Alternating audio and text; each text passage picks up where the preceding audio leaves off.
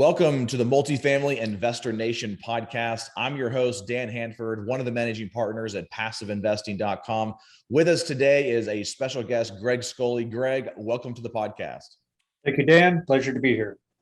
Well, Greg, I want you to get us started before we dive into this 62-unit asset over in Johnson City called Buffalo Ridge. You bought it in 2018, sold it, went full cycle on it this year in 2021 in March. So before we dive into that asset, I want you to kind of tell the listeners a little about yourself and your background and where you are right now in the multifamily space. Yeah, sure. Currently living in Johnson City. We are full-time real estate investors doing multifamily syndications, some joint ventures. We're also flipping houses in the Tri-Cities and Knoxville area, and recently getting into the RV park space. So we're in it. We actually have 4 deals and a disposition all happening by the end of the year. So this is a welcome break from the laptop. For sure. Well, I want to dive into this asset because I know it's got, and talking with you kind of before we got started, there's definitely been some hairiness to it. And so before we dive into some of that hairiness as you were getting into the deal, let's first talk about how did you originally find and source this deal? This was through one of the education networks that I am part of. So it was, I was living back in Alaska at the time and doing things remotely. The network is a Wheelbarrow Profits program. I'll throw that out there. Been part of them since 2016. So it came through that network. I was actually looking at different markets, but through relationships, they said, "Hey, we got this opportunity." I did some due diligence on the market myself, got comfortable with it, and decided to join in. So it was a joint venture.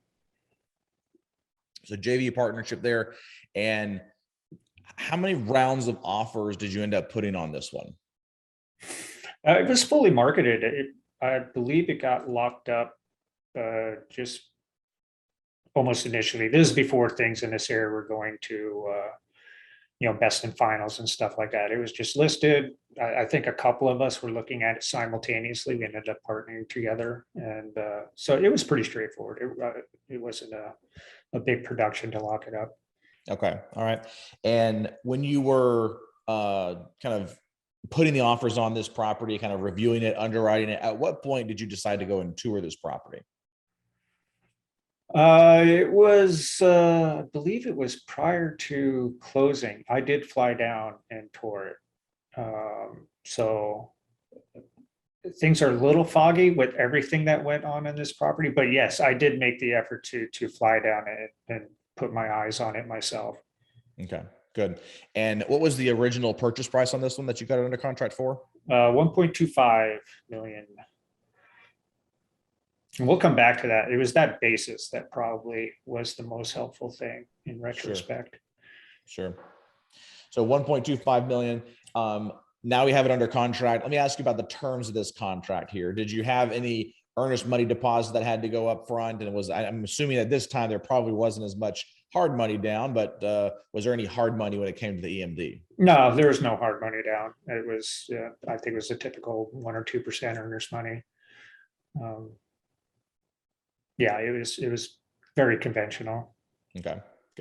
Good. And so now we're kind of in this due diligence process. Did anything kind of interesting happen during the due diligence process during the acquisition phase? One of the first pitfalls that happened was right at closing. We were going to go with a community lender at the credit committee a few weeks before closing. They decided to pass on a deal. So we had to pivot to bridge debt. That was the big thing. Yeah. Otherwise, I mean, the property itself is 85% occupied, way outdated, accidental landlord in that it was an inherited property. They had owned it and actually had developed it. They've had it for years. We're just running it safe. There were some significant problems with some exterior decks. They were poured concrete decks that had deflected, and they were actually under the watchful eye of the city.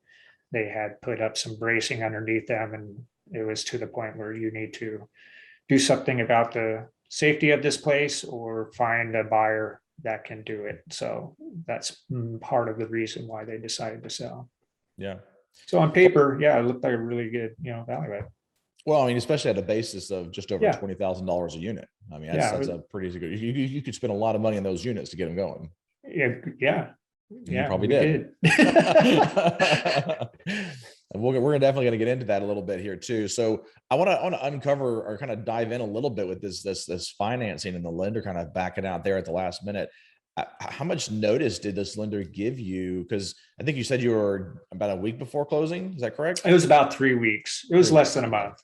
Okay. Yeah. So still 3 weeks before closing, and now you guys are scrambling to try to put another lender in place.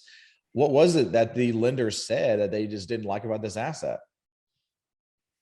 It was a combination of the heavy lift and the makeup of us as partners. So we didn't have a ton of experience collectively going in. We had the network and liquidity and all that, but I think just holistically looking at the scope of the work needed and the experience level of the team going in, conservative local community bank said,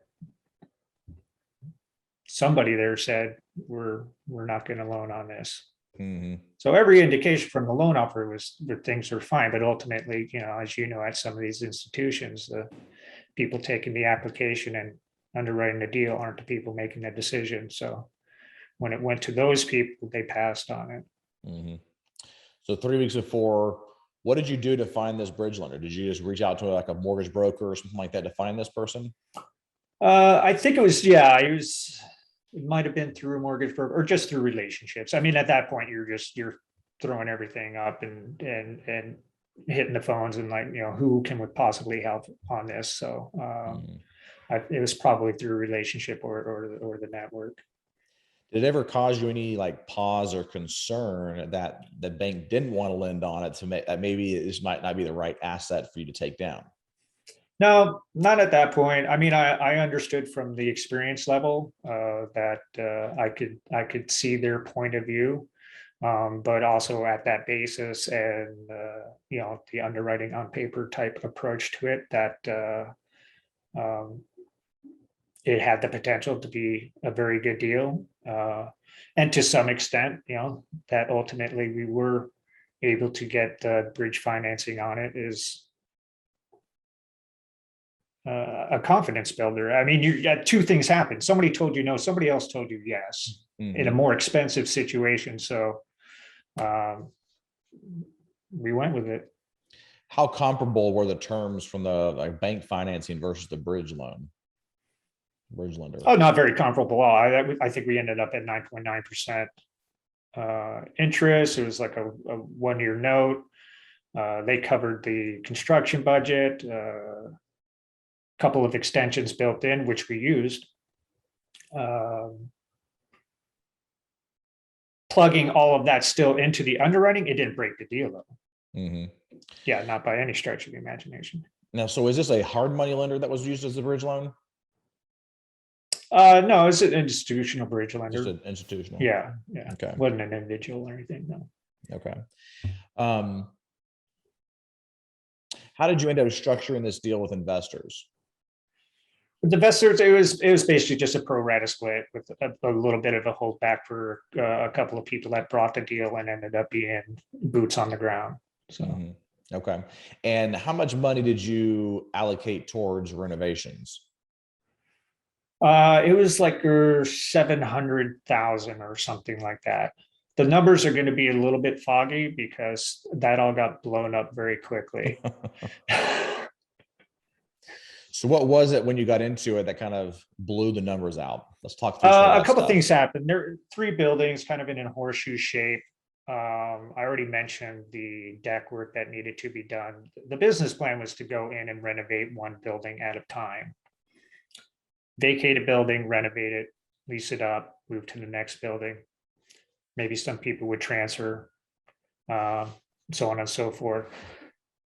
The makeup of the tenant base, there was a lot of heartbeats per room. They were paying very low rents, and ultimately when the word got out that changes were coming, we had a mass exodus. So we went from 85% occupied to, it was like 20% or something like that. It was to the point where it became apparent that we might as well change the game plan to doing all of the exterior renovation at once was the decision that was made.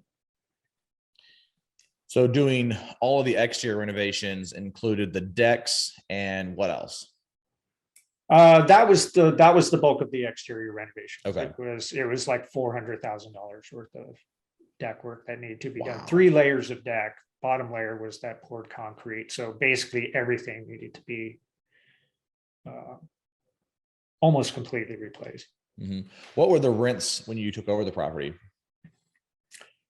$300 to $500. These were, I can't remember the exact unit mix. It was 62 units, 20 were 1 bedroom. Actually, I think it was more than that. We had half a dozen 3 bedrooms, 20 some odd 2 bedroom, 1.5 bath. The rest were 1 bed. It's not a bad unit mix. And the plan obviously was originally to kind of do 1 building at a time, which if I was to recommend something on an asset like this, I would probably recommend the same thing, at least empty 1 building at a time, renovate it and lease it back up. The best way to do it is to what you kind of end up having to do, which is empty the entire property and then just renovate all of them at the same time and then put it back up for rent again.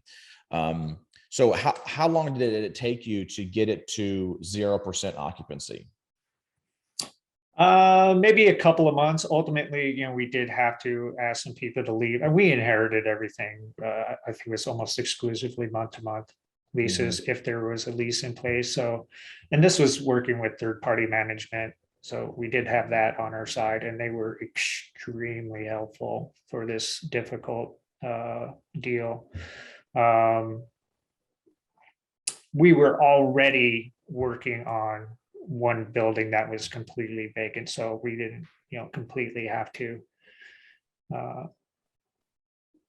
change tactics. It was just a matter of getting buildings ready so that we could start working on them, because there was no way to do any of the deck repair with an occupied unit. The whole front had to come down. Wow. Okay. So how long did it take you to finish up the exterior work? Well,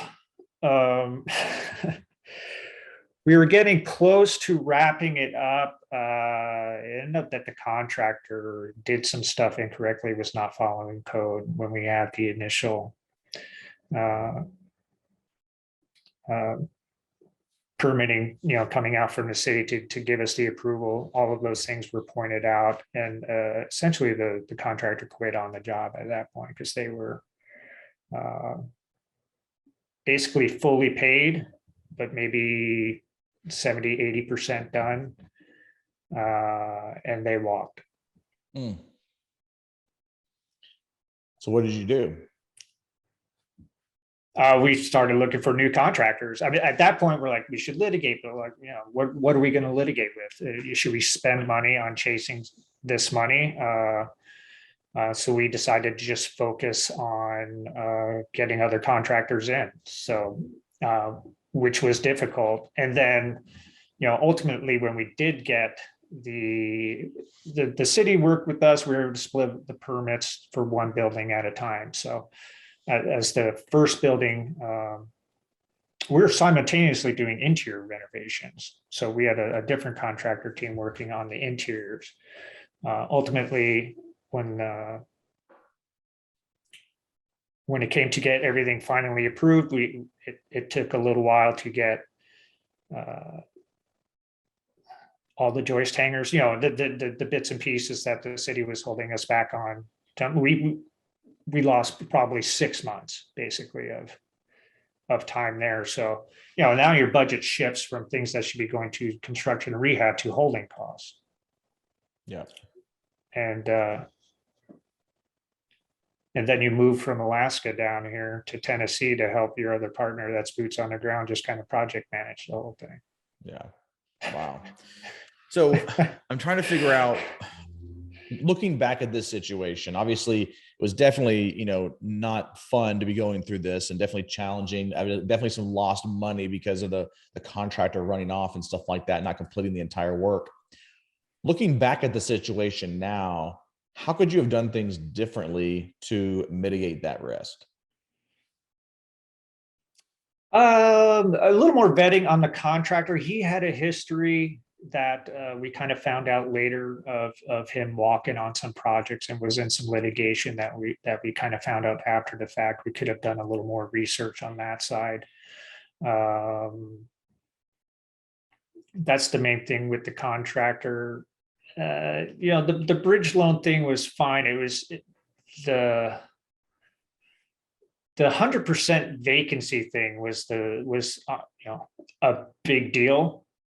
To forecast that happening, I think would have been difficult. Maybe if we had more experience, we would have been able to recognize the potential of that extremely low paying tenant base. They're really just there on price. For whatever reason, they didn't have legitimate leases to begin with. I suspect there was no like criminal activity or anything that was reported from the police or anything, but this space was largely just flying under the radar. So once they got the winds of change coming, they just moved to the next place that they could find for $400. Mm-hmm. So now when I see anything like a high vacancy and very low rents, that's one of the first things I said is plan for zero occupancy. I mean, just keep that in mind. I'm like, it can happen. Mm-hmm. And you don't hear it happening very often. But yeah, it does. So another kind of question on this is about the lender, because obviously the lender is, probably be keeping track of some of this stuff with it being a bridge loan like this and the occupancy. Were they concerned at all? Was there any control rights that they took over, that they took into place or executed because of the low occupancy, or as long as you were making the payments, they were happy? That was pretty much what it appeared to come down to. We continued to make the payments. They were happy. We went to extensions, and then they do more due diligence when you go and extend. They want to see what's going on. All of that was freely given to them, and they were willing to extend, and we kept moving forward. Now, with the extensions, do they charge you additional like points or anything, anything like that to extend? Yep. Yeah, it was 1 or 2 points, something like that. I can't remember. Okay. And I believe those were added, so that didn't come out of pocket. Okay, just were kind of rolled over to the loan when you Yeah, showed it. kind of rolled over. So when it came to the renovations, I know you said originally 700,000 was the original kind of budget number. What did you end up spending all in on the renovations, interior and exterior? By the time we got out of it, it was probably close to 6. I don't have that exact number at my fingertips, because by the time we exited, we did get 2 of the buildings fully rehabbed and occupied, and so there was plenty of meat on the bone for the end buyer, with the business plan proven, hitting market rents. We were just at that point undercapitalized. Mm-hmm. So, you do the financial analysis of this. It's like, we could push this through. We could refi. Ultimately, even if we refi out, we're probably not going to be left with much more than our original basis or our original capital out. So we would have to fund the rest of the rehab one way or the other. Mm-hmm. It wasn't going to pay for itself, the refi. So ultimately we're like, it's been 2.5 years. We've got it out. We actually made a little bit of money on this deal. Mm-hmm. So it's not a complete horror story. Yeah. We were able to get an exit, and that's part of what I was thinking about this last night. I mentioned, like, hey, can we talk about this thing, which is kind of a wreck, but I think people will find more value on it than the run of the mill. Hey, we made money. Yeah. It's like, I don't even think about the returns financially. Yeah, we might have made 10% or something like that, but it's like everything else that went along with it that we'll, continue to use and deploy for the rest of our careers. So, Yeah, it definitely was a learning experience that, like you oh just yeah. said, it was great because you learned a lot, but it's not probably one you'd want to do again. Oh, no, not at all. No, Yeah. absolutely. No, it was very stressful. I mean, we went bridge loan to bridge loan. Apparently that's never been done, in, in real estate. I'm sure it has, but I mean, we were at that point where like, we got to find another bridge loan, paid for our own appraisal that came through. We're like, man, we need this thing to appraise at like 3.2 in order to get this next bridge loan. It did. I'm like, oh, okay, this lifeboat still has some buoyancy left to it, and continue. We had multiple capital calls. We had a hard money loan. I mean, we were using everything we could to keep this project going. A ton of help from our property manager being, extremely understanding with payments, just owing them money. Same with our contractor. Our contractor that we ended up using would let us, run up some arrears with them. We'd get those cleared out with the bridge loan and keep moving forward. So ultimately, we ended up putting it on the market. I think we put it on the market for 3.5. We got it under contract at 3.475. That's not bad. We're like, wow, okay. And that goes back to that 1.25. Yeah. That we paid for it. That's probably ultimately was that very low basis that was able to make the end be, reasonable. Mm-hmm. What did you end up getting the rents to?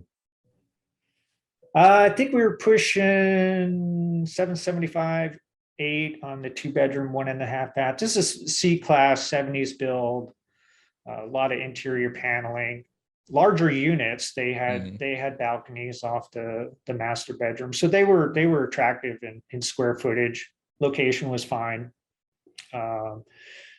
So we were doing mostly surfaces. Well, definitely all surfaces, a lot of kitchen replacements because they're just going to be saved. Mm-hmm. So me and my main partner, Darren, I mean, we did a lot of rehab ourselves, the deconstruction side of it. Let's put it that way. I can take things apart much better than I can put them together. So yeah, we had a lot of sweat equity involved at times as well. So what was the kind of overall return that investors received on this one? Like 10%. Okay. Yeah. I'm sure that you guys are just glad to be able to get out and make a little bit of money off of it. Exactly. It's just, let's get our money out. Let's take the knowledge, redeploy the capital and that knowledge, and we'll all be better for it. I mean, we're doing fine now on other projects. We've had success. I do like talking about this one because it's not uncommon to have things go wrong, but to have 4 or 5 of them happen on the same project in 2 years with zero cash flow along the way is a little bit of an outsider or an outlier. Well, I know we just talked about this asset that was, had lots of different things go wrong with it. You still made around 10% for the investors on this thing, but let's talk about a deal. I don't want to talk about the whole deal, but return wise, what have been some of your most recent deals so that listeners don't think you just always get 10% because things always go wrong on the property? Right. Exactly. I appreciate that. I mean, yeah, you have a good listener base, and I appreciate the opportunity to say that we do things right as well. Yeah. Our second deal, which happened a lot with this, the same people in that group that was involved in Buffalo Ridge, we had a small syndication in Chattanooga that we ended up only holding for about a year because we got one of those, here's your 5-year per unit price in like month 9. So that one was, it basically turned into a flip at that point. I think we ended up holding it 14 months or something like that. We actually had to negotiate with the buyer to delay the close so that we would have it for longer than a year, so that people weren't hit with short-term, gains. So that was, an equity multiple of like 1.5 or something like that in 14 months, which is pretty good. And then this other property we have in Johnson City, we are selling, that we've had for bought it in March of last year. So not even 2 years. The equity multiple on that's going to be like about a 1.7 or something on that. So good syndication in Kansas that is just kind of running itself. That's more of a B class asset. Things are going well there. And another property in Knoxville that we were very lucky to partner with a fully integrated group. We got the deal under contract, locked it up. We were starting to look for people to work with. They got wind of it and they're like, we'll work with you on it. So we don't do a whole lot on that project, but we learned from observation from them that that one's doing well and is in the process of being refied. So yeah, that's great.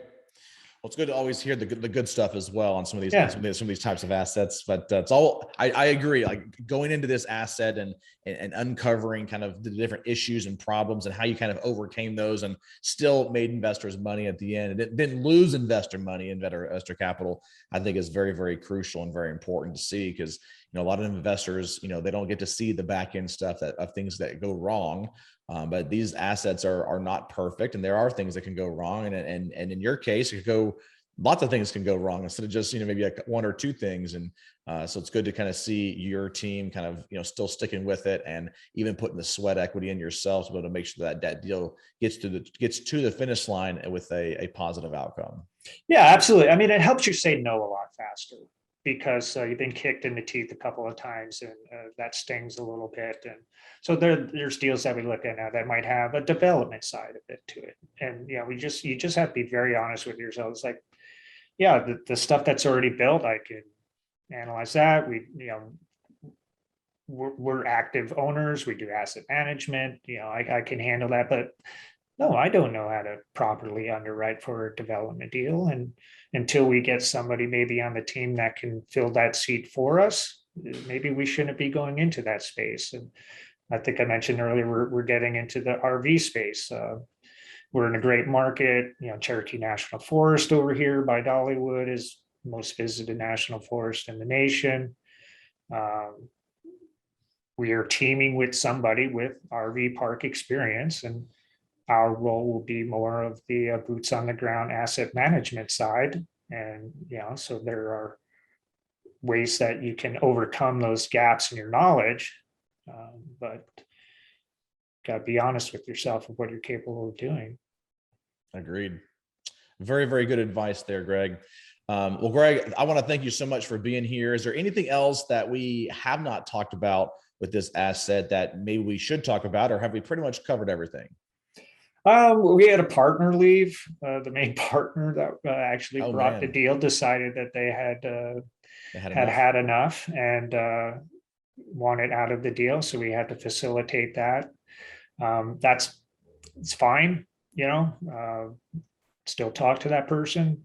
But yeah, I mean, there's any number of things that can and could go wrong. I think it was really just a perseverance type mindset. When you're forced to find solutions, you find them. I mean, there's any number of times I thought we were done. Really, honestly, I'm like, well, if this doesn't happen, we might be swimming ashore here. But ultimately, you just power through, and we were able to find solutions. So keep knocking on doors. So when you were getting this partner out, how did that look and how did that work? Was it just a matter of basically, returning their capital back to them? And then you guys just took over their GP percentage, or how did that look? Yeah, the capital was actually just held as a note. So we did not give the capital back and completely release them from the property. So we held that back on the note. We actually brought in another partner, which recapitalized us to some extent. and, kept things moving forward and shuffled around the equity. Okay. Yeah. So was that person that got out, were they able to be compensated for their GP shares up to that point, or were they just removed from that to be able to bring on the other partner? They were just removed and we brought on another partner. Yeah. Okay. And then whatever money they had put in was just, like you said, put in as a note. It was paid out whenever you sold the asset. Exactly. Yep. Okay. Okay. Now did they also get to enjoy the 10% on there, or was that kind of a smaller note?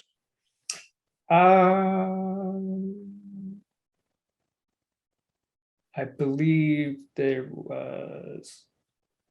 might have been a small percentage Okay. that we paid on the note, but Okay. But eventually they got their money back and they were out of the deal, and they were probably just happy to be out of it because of all the hair that was on the deal. yeah.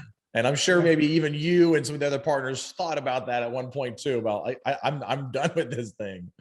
Yeah, I mean, it's very interesting, and it's difficult situation because we're here on the ground, me and my main partner, we're seeing all of the difficulty, and it's hard to communicate every single nuance of what's going on to keep the thing alive. And most of them were out of state looking on. And we're doing weekly updates, we're getting on calls. Everybody's well informed of what's going on, but I do think it's not lost on them, but just maybe not just the severity, but the amount of detail that goes into, why is the rehab taking so long? It's just like the labor market, materials, we don't have any money, has some stuff to do with it, because all of the rehab was done on a reimbursement basis, so we had to pay for it first. There was a lot of